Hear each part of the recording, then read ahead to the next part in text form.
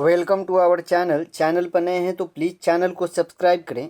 इस वीडियो में आपको जो बिहार सचिवालय का टेस्ट सीरीज चल रहा है उसी का ये अगला पार्ट है। देखते हैं पहला क्वेश्चन क्या कर रहा है। पहला क्वेश्चन दिया हो कि निम्नलिखित में से कौन सा राज्य पड़ोसी देश भूटान के साथ सीमा साझा करता है। भूटान के साथ हमारे भारतीय राज्य कौन कौन से जो सीमा साझा करते हैं, दिया असम, पश्चिम बंगाल, अरुणाचल प्रदेश। इनमें से सभी। राइट आंसर ऑप्शन डी हो जाएगा, इनमें से सभी, क्योंकि भूटान के साथ ये तीनों राज्य जो हैं सीमा साझा करते हैं। अब इस तरह के क्वेश्चन को कैसे याद किया जाए, तो इस तरह के क्वेश्चन को याद करने का आसान तरीका है, इंडियन मैप को अच्छा से पढ़ें आप। इंडियन मैप को स्टेट वाइज याद कर लें, पड़ोसी देश के साथ कौन कौन से राज्य हमारे सटे हुए हैं इसको बहुत अच्छा से याद कर लें, क्योंकि ऐसा अक्सर क्वेश्चन पूछा जाता है। ठीक है, देखते हैं क्वेश्चन अगला क्वेश्चन दिया हो कि अरावली पहाड़ी के पश्चिम छोर, अरावली पहाड़ी लगभग राजस्थान में है, ये बोला है कि पश्चिमी छोर निम्न में से कौन सी नदी निकलती है, यानी अरावली पहाड़ी के पश्चिमी छोर से कौन कौन सी नदी निकलती है। यहाँ पे दिया हुआ है लूनी और माही नदी जो है ये दोनों जो है अरावली की पश्चिमी छोर से निकलती है। तो राइट आंसर कौन सा हो जाएगा, option D is right answer. अगला क्वेश्चन दिया कि सैडल पीक अवस्थित है। सैडल पीक तो सब जानते हैं कि अंडमान निकोबार में है, लेकिन उसका जो पार्ट दिया हुआ है अंडमान निकोबार का 4 पार्ट, उसमें से पूछ रहा है कहाँ अवस्थित है। तो याद रखिएगा सैडल पीक जो है वो उत्तरी अंडमान में है। कहाँ बाबू, उत्तरी अंडमान में है। Right answer option B. अगला क्वेश्चन देखते हैं कि दिए गए विकल्प में कौन कृष्णा की सहायक नदी नहीं है। किसके बारे में बात कर रहा है, कृष्णा जो है ये दक्षिण भारत की दूसरी सबसे बड़ी नदी है, उसके बारे में पूछ रहा है उसकी सहायक नदी कौन सी नहीं है। तो याद रखिएगा अमरावती है, पंचगंगा और मूसी, ये तीनों कृष्णा की सहायक नदी है। पीनगंगा जो है ये कृष्णा की सहायक नदी नहीं है। Right answer option D. और पीनगंगा किसकी सहायक नदी है आप लोग कमेंट बॉक्स में बताएं, क्योंकि कमेंट आप लोग नहीं करते हैं और चैनल को भी सब्सक्राइब नहीं कर रहे हैं। प्लीज़ चैनल को सब्सक्राइब भी करें। देखते हैं अगला क्वेश्चन दिया कि भारत के किस क्षेत्र में अत्यधिक असिंचित खेती की जाती है, यानी भारत का कौन सा ऐसा क्षेत्र है जहाँ सबसे ज़्यादा असिंचित खेती की जाती है। तो वो दक्कन का पठार है। कौन सा है बाबू, दक्कन का पठार जो है वो भारत में सबसे ज़्यादा असिंचित खेती की जाती है। Right answer option C. अगला क्वेश्चन देखते हैं कि उत्तरी के मैदान में चलने वाली कौन हवा, गर्म और शुष्क हवा जो पंजाब से लेकर बिहार, दिल्ली से लेकर पटना के बीच तीव्र होती है, उसे क्या कहते हैं बाबू, उसे लू कहते हैं। क्या कहते हैं, लू कहते हैं। यानी उत्तरी के मैदान में चलने वाली गर्म और शुष्क हवा जो है वो पंजाब से बिहार और दिल्ली से पटना तक चलती है, उसको लू कहा जाता है। Right answer option D. अगला क्वेश्चन दिया कि निम्नलिखित में से कौन सी विशेषताएं विकासशील या विकसित देशों में समान नहीं होती है, यानी इसमें से कौन सा व्यवस्था है जो विकासशील देश जो प्रोग्रेस कर रहा है, एक विकसित देश जो बहुत डेवलप है, देशों में समान नहीं होती है, उसके बारे में बात कर रहा है। तो याद रखिएगा वो तकनीकी उन्नति। क्या हो जाएगा, तकनीकी उन्नति। Right answer option B. अगला क्वेश्चन देखते हैं। अगला क्वेश्चन पूछ जाएगा जीएसटी किस प्रकार का कर है। तो जीएसटी किस प्रकार का कर है बाबू, तो जीएसटी बाबू एक इनडायरेक्ट कर है, यानी अप्रत्यक्ष कर है। राइट आंसर कौन सा हो जाएगा, option A is right answer.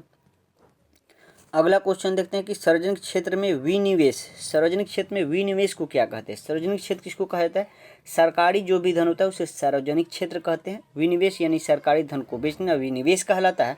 पूछ रहा है कि उसको क्या कहते हैं, तो उसको निजीकरण कहते हैं, यानी सरकार जब अपना धन किसी को बेच देती है तो उसे निजीकरण कहा जाता है।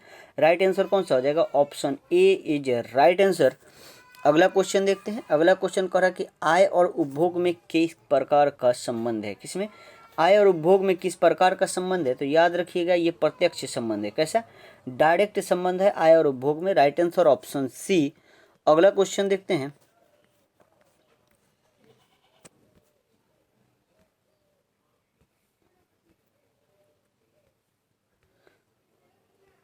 अगला क्वेश्चन दिया हुआ है कि निम्नलिखित में से कौन सा घटक जलवायु परिवर्तन का मुख्य कारण है। पूछ रहा है कौन कौन सा घटन है जो जलवायु परिवर्तन के लिए मुख्य कारण है। यहाँ प्रदूषण भी हो जाएगा, ओजोन क्षरण भी, और ग्रीन हाउस गैस, तीनों हो जाएगा। Right answer option D. अगला क्वेश्चन देखते हैं। अगला क्वेश्चन दिया हो कि क्योटो प्रोटोकॉल को किस वर्ष यूएनएफसीसी द्वारा स्वीकार किया गया था। आप लोग कमेंट बॉक्स में बताइएगा कि क्योटो प्रोटोकॉल किस लिए किया गया था। अब हम बता देते हैं कि किस वर्ष यूएनएफसीसी द्वारा स्वीकार किया गया था। तो याद रखिएगा राइट आंसर इसका जो हो जाएगा 1997। कब, 1997 में क्योटो प्रोटोकॉल को यूएनएफसीसी द्वारा स्वीकार किया गया था। आप लोग कमेंट में जरूर बताएं कि क्योटो प्रोटोकॉल किस लिए किया गया था। ठीक है, राइट आंसर ऑप्शन ए। अगला क्वेश्चन देखते हैं कि निम्नलिखित में से निम्नलिखित प्रश्नों का सही सुमेलित करना है, यानी मिलाना है। यहाँ पे दे रहा है, मिलाते हैं हम लोग बाबू। दिया हुआ है कि सिमलीपाल अभ्यारण्य, तो सिमलीपाल कहाँ है, तो उड़ीसा में ही है। फिर दिया हुआ है कि गिर राष्ट्रीय उद्यान, तो गिर कहाँ है, गुजरात में है। जिम कार्बेट कहाँ है, उत्तराखंड में है। सरिस्का जो है ये उत्तर प्रदेश में है। इस तरह मिलाएंगे तो राइट आंसर ऑप्शन सी। अगला क्वेश्चन देखते हैं। अगला क्वेश्चन दिया कि सत्य फल यानी ट्रू फल किसमें विकसित होता है। ट्रू फल पूछ रहा है कि किसमें विकसित होता है इसके बारे में, तो याद रखिएगा ये अंडाशय में होता है। कहाँ होता है बाबू, अंडाशय में। Right answer option C. अगला क्वेश्चन देखते हैं कि कॉड लीवर तेल मुख्य रूप से किससे संबंधित है। क्या बात कर रहा है, कॉड लीवर तेल मुख्य रूप से किससे संबंधित है, तो याद रखिएगा बाबू ये विटामिन डी से संबंधित है। किससे है बाबू, विटामिन डी से। Right answer option A. अगला क्वेश्चन देखते हैं कि निम्न में से किसे प्रोटीन कारखाना कहा जाता है। आसान क्वेश्चन है बाबू, प्रोटीन कारखाना किसे कहा जाता है, तो याद रखिएगा राइबोसोम को कहा जाता है। किसको, राइबोसोम को कहा जाता है प्रोटीन कारखाना, ठीक है। अगला क्वेश्चन देखते हैं कि वह जीव जिनमें केंद्रक झिल्लियों का अभाव होता है को क्या कहा जाता है। क्या बात कर रहा है, वह जीव जिनमें केंद्रक झिल्लियों का अभाव होता है उसे क्या कहा जाता है, तो याद रखिएगा बाबू उसको प्रोकैरियोटिक कहते हैं। क्या कहते हैं, प्रोकैरियोटिक कहते हैं। Option D is right answer. अगला क्वेश्चन देखते हैं कि निम्नलिखित में से कौन संशोधित भूमिगत तना का एक उदाहरण है। क्या दिया हुआ है कि कौन सा संशोधित भूमिगत तना का एक उदाहरण है, इसके बारे में पूछ रहा है। तो क्या हो जाएगा बाबू, आलू। राइट आंसर कौन सा, option A is right answer. अगला क्वेश्चन दिया कि निम्नलिखित में से कौन सा कथन फ्लोएम के बारे में सही है। किसके बारे में, फ्लोएम के बारे में। इसमें ऑप्शन में दिया हुआ है कौन सा कथन सही है इसके बारे में। दिया कि फ्लोएम पानी और खनिजों का परिवहन करता है, गलत बात है। फिर दिया कि फ्लोएम जो होता है फोटोजेनेटिक उत्पादों को परिवहन करता है। राइट आंसर कौन सा हो जाएगा, option B is right answer. अगला क्वेश्चन देखते हैं। अगला क्वेश्चन दिया हुआ है कि स्थलीय हरे पौधे की पत्तियों से कितने मात्रा में उपलब्ध सौर ऊर्जा को खाद्य ऊर्जा में परिवर्तित किया जाता है। बहुत अच्छा क्वेश्चन है। स्थलीय जो है, स्थल पे हरे जो पौधे की पत्ती से कितना मात्रा में उपलब्ध सौर ऊर्जा को खाद्य ऊर्जा में परिवर्तित किया जाता है, या बस 1%। कितना हो जाएगा, right answer 1%। Option A is right answer. अगला क्वेश्चन देखते हैं कि कैल्शियम कार्बाइड का उपयोग हरे फल को पकाने में किया जाता है, क्योंकि यह, किसका बाबू, कैल्शियम कार्बाइड का उपयोग हरे फल को पकाने में किया जाता है क्योंकि यह डैश बनता है। किससे बनता है बाबू, आसान क्वेश्चन है बाबू, किससे बनता है, तो ये एसिटिलीन से बनता है। किससे, एसिटिलीन से बनता है। जो कार्बाइड हम लोग फल को पकाने के लिए यूज करते हैं वो किससे बना रहता है, एसिटिलीन से। Right answer option A. अगला क्वेश्चन देखो कि एन कोश में अधिकतम इलेक्ट्रॉन की संख्या कितनी होती है। क्या बात कर रहा है कि नाइट्रोजन कोश में अधिकतम इलेक्ट्रॉन की संख्या कितनी होती है बाबू, तो याद रखिएगा 32। कितना, 32। Right answer option D. अगला क्वेश्चन देखते हैं कि आधुनिक आवर्त सारणी में उस समूह का नाम बताएं जिसमें ऐसे तत्व हैं जो सभी गैस हैं। क्या बोल रहा है कि जो आधुनिक मॉडर्न आवर्त सारणी है उसमें कौन सा ऐसा समूह है जिसमें सारे तत्व जो हैं सभी गैस हैं, इसके बारे में पूछ रहा है। तो कौन सा हो जाएगा बाबू, समूह नंबर 18। जो समूह 18 है जिसमें सारे जो तत्व हैं वो जो सभी गैस हैं, ठीक है। Right answer option D. अगला क्वेश्चन देखते हैं कि प्रेरक वो रासायनिक पदार्थ होते हैं जो जल में घुल कर मुक्त करते हैं। क्या बात कर रहा है कि प्रेरक वो रासायनिक पदार्थ होते हैं जो जल में घुलने के बाद जल में घुलकर मुक्त करते हैं। क्या करते हैं बाबू, राइट आंसर कौन सा हो जाएगा, राइट आंसर OH हो जाएगा, ठीक है, OH। Option D is right answer. अगला क्वेश्चन देखते हैं कि स्थितिज ऊर्जा के संबंध में निम्न में से कौन सा कथन सत्य नहीं है। किसके बारे में, स्थितिज ऊर्जा के बारे में पूछ रहा है कि कौन सा कथन सत्य नहीं है उसके बारे में पूछ रहा है। तो यहाँ पे पढ़ लेते हैं क्या दिया हुआ है कि स्थितिज ऊर्जा क्रियाशील ऊर्जा है, ये तो गलत है। फिर दिया है कि ऊंचाई में परिवर्तन होने पर स्थितिज ऊर्जा में परिवर्तन नहीं होता, ये भी गलत है। स्थितिज ऊर्जा संचित ऊर्जा नहीं है, ये भी गलत बात है। सभी असत्य हैं। राइट आंसर कौन सा हो जाएगा, ऑप्शन डी, क्योंकि जितना भी दिया हुआ है सब स्थितिज ऊर्जा के संबंध में सारे जो कथन है सारे गलत हैं, ठीक है। अगला क्वेश्चन देखते हैं। अगला क्वेश्चन कह रहा है कि निम्नलिखित में से कौन सा तरंग अनुप्रस्थ तरंग नहीं है। किसके बारे में है, अनुप्रस्थ तरंग के बारे में पूछ रहा है कि कौन सा नहीं है। देते हैं। कौन सा दिया कि स्थिर जल में पत्थर फेंकने पर उत्पन्न तरंग, तो ये तो है भूकंपीय तरंग में एस तरंग, ये भी अनुप्रस्थ है। फिर दिया हुआ कि डोरे युक्त यंत्रों में उत्पन्न तरंग, ये भी है। फिर दिया हुआ कि सर्पिलिकार स्प्रिंग में उत्पन्न तरंग। राइट आंसर कौन सा हो जाएगा? ऑप्शन डी, क्योंकि ये नहीं है अनुप्रस्थ तरंग। Option D is right answer. अगला क्वेश्चन देखते हैं कि भारत में प्रथम निर्यात उपयोगीकरण क्षेत्र का सृजन हुआ था। भारत में प्रथम निर्यात उपयोगीकरण क्षेत्र यानी EPZ का सृजन हुआ था कब? इसके बारे में पूछ रहा है। कहाँ हुआ था? तो याद रखिएगा कांडला में। कहाँ पे? कांडला कहाँ पे है बाबू? तो गुजरात में। ठीक है। अगला क्वेश्चन देखते हैं कि भारतीय पंचवर्षीय योजना का प्रमुख उद्देश्य, पंचवर्षीय योजना का प्रमुख उद्देश्य के बारे में पूछ रहा है। तो क्या है बाबू? स्वावलंबन एवं विदेशी सहायता पर निर्भरता कम करना। ठीक है। Right answer option B. अगला क्वेश्चन देखते हैं कि भारतीय चारागाह एवं चारा अनुसंधान संस्था स्थित है। कौन सा? भारतीय चारागाह और चारा अनुसंधान संस्था कहाँ पे है बाबू? तो ये बाबू आपको झांसी में है। कहाँ पे है? झांसी में। Right answer option C. अगला क्वेश्चन देखिए, संविधान के किस अनुच्छेद के अंतर्गत किसी व्यक्ति को विदेश यात्रा के अधिकार को संरक्षण प्रदान करता है? बहुत अच्छा क्वेश्चन है। संविधान का कौन सा आर्टिकल के तहत व्यक्ति विदेशी यात्रा के अधिकार को संरक्षण करता है? विदेश यात्रा के अधिकार को संरक्षण प्रदान करता है।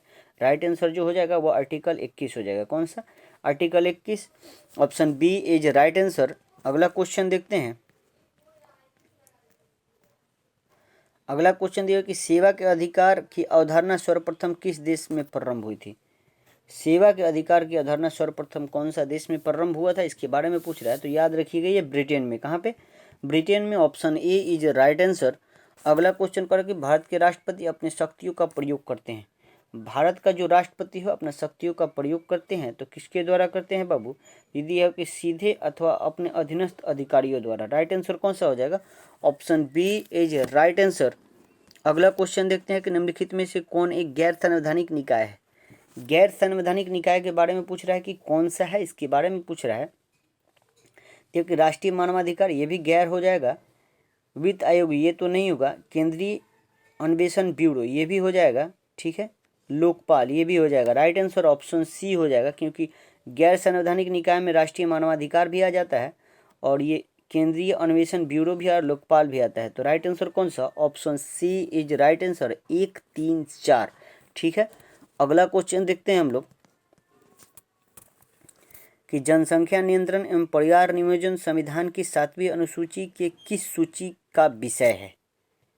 जनसंख्या नियंत्रण परिवार नियोजन संविधान के 7वीं अनुसूची के किस सूची का विषय है, इसके बारे में पूछ रहा है। यानी ये संघ सूची में आता है या राज्य सूची में आता है या समवर्ती सूची में, इसके बारे में पूछ रहा है।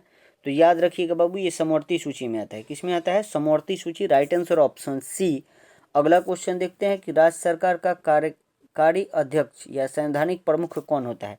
किसके बारे में बात कर रहा है? कि राज्य सरकार का कार्यकारी अध्यक्ष या संवैधानिक प्रमुख कौन होता है बाबू? तो कौन होता है? राज्यपाल होता है। कौन होता है? राज्यपाल। Option A is right answer. अगला क्वेश्चन देखते हैं कि निम्नलिखित में से किस समिति आयोग ने न्याय पंचायतों के गठन की सिफारिश की थी? यहाँ पे दिया हुआ है कि कौन सा निम्नलिखित में से समिति है जो न्याय पंचायतों के गठन की सिफारिश की थी? तो यहाँ पे राइट आंसर जो हो जाएगा वो अशोक मेहता समिति। कौन सा? अशोक मेहता समिति जो है ये न्याय पंचायतों के गठन की सिफारिश की थी। ठीक है। यहाँ पे जितना भी दिया हुआ है समिति, सारे समिति जो है ये पंचायत समिति से संबंधित है। ठीक है। अगला क्वेश्चन देखते हैं। सूची 1 को सूची 2 से मिलाना है। मिलाते हैं बाबू, बहुत आसान है। यहाँ पे संवैधानिक प्रावधान और स्रोत हम लोग किस देश से लिए हैं इसके बारे में पूछ रहा है। ठीक है। मिलाते हैं। दिया हुआ है आपको कि मंत्रिमंडल सरकार, ये तो हम लोग ब्रिटेन से ही लिए हैं। फिर दिया हुआ है कि केंद्र राज्य का संबंध, तो केंद्र राज्य का संबंध हम लोग कनाडा से लिए हैं। आपात उपबंध कहाँ से लिए हैं बाबू? तो जर्मनी से लिए हैं। मूल अधिकार हम लोग अमेरिका से लिए हैं। ठीक है। राइट आंसर कौन सा हो जाएगा? Option A is right answer. अगला क्वेश्चन देखते हैं। अगला क्वेश्चन देखिए, सल्तनत काल में राजस्व विभाग का प्रमुख क्या कहलाता था? तो दिल्ली सल्तनत में जो राजस्व विभाग था उसको वजीर कहा जाता था। क्या कहा जाता था? वजीर। Right answer option A. अगला क्वेश्चन देखते हैं कि चारबाग बनाने की परंपरा की शुरुआत किस शासक ने किया था? आसान क्वेश्चन है। तो चारबाग शैली बाबू कौन हो जाएगा? बाबर हो जाएगा ना। चारबाग शैली, चार बाग बनाने की परंपरा की शुरुआत किस शासक के समय हुई थी? तो चार बाग बाबर के समय हुआ था। ठीक है, राइट आंसर कौन सा? Option A is right answer. अगला क्वेश्चन देखते हैं। अगला क्वेश्चन दिया हुआ है कि मंदसौर अभिलेख निम्न में से किस शासक से संबंधित है? कौन सा? मंदसौर अभिलेख के बारे में पूछ रहा है, तो याद रखिएगा ये यशोवर्मन हो जाएगा। Right answer option A. अगला क्वेश्चन देखते हैं कि हेनसोंग के संबंध में कौन सा कथन गलत है? हेनसोंग चीनी यात्री था, बोल रहा है कि इसके संबंध में कौन सा किसके शासनकाल में आया था बाबू? तो हेनसोंग हर्षवर्धन के शासनकाल में आया था। बोल रहा है कि कौन इसका संबंध में कौन सा कथन गलत है, तो इसलिए ऑप्शन पढ़ना ही पड़ेगा आपको, तब बता सकते हैं। ठीक है, दिया हुआ है कि हर्षवर्धन के शासनकाल में भारत आया था, तो आया था। इसका भ्रमण वृत्तांत सी यू की में वर्णित है, यानी इसकी किताब है सी यू की हेनसोंग का। ये भी बात सही है। हेनसोंग ने बुद्ध की प्रतिमा के साथ साथ सूर्य एवं शिव की प्रतिमा का भी पूजन किया था। ये भी बात सही है, यानी तीनों सही है। तो राइट आंसर कौन सा हो जाएगा? ऑप्शन डी, यानी सभी सत्य है, इसमें कोई गलत नहीं है। ठीक है, अगला क्वेश्चन देखते हैं कि सिंधु सभ्यता की प्रमुख स्थल रोपड़ किस नदी के किनारे है? सिंधु सभ्यता यानी सिंधु सभ्यता के बारे में पूछ रहा है कि प्रमुख स्थल जो रोपड़ है वो किस नदी के किनारे है? तो किस नदी बाबू? ये सतलज नदी के किनारे है। किसके नदी? सतलज नदी। Right answer option D. अगला क्वेश्चन देखिए, उत्तरकालीन मुगल सम्राट में सर्वाधिक समय तक शासन किसने किया था? उत्तरकालीन का बात कर रहा है, यानी औरंगजेब के बाद जो आए थे लोग मुगल ना, उनको उत्तरकालीन मुगल कहा जाता है। उनमें बोला कि सर्वाधिक समय तक कौन सा शासन किया था? तो कौन किया था बाबू? सबसे ज़्यादा शाह आलम द्वितीय किया था। कौन आलम? शाह आलम द्वितीय ने सबसे ज़्यादा समय तक शासन किया था। कब से कब किया था ये आप लोग कमेंट बॉक्स में बताएंगे।